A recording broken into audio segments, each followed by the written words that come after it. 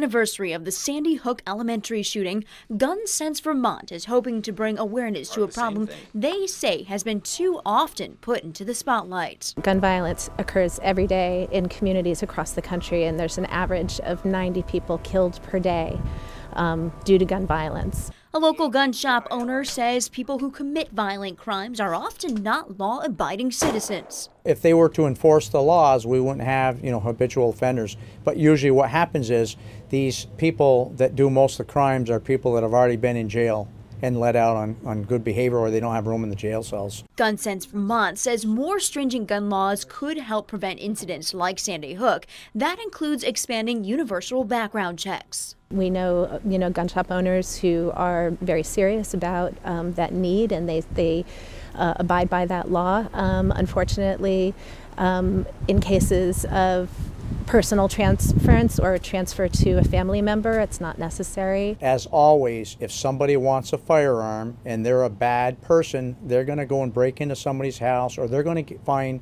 a black market firearm and do what they're going to do. A large part of the debate also surrounds mental health checks, which some gun owners say can become a slippery slope. If somebody doesn't like you or doesn't want you to have a gun, the doctor could say, oh, that person is mentally unstable, and that's it. Since the shooting at Newtown in 1995, 500,000 people in this country have been killed or injured by firearms, and so whatever the talking points are, they're not working.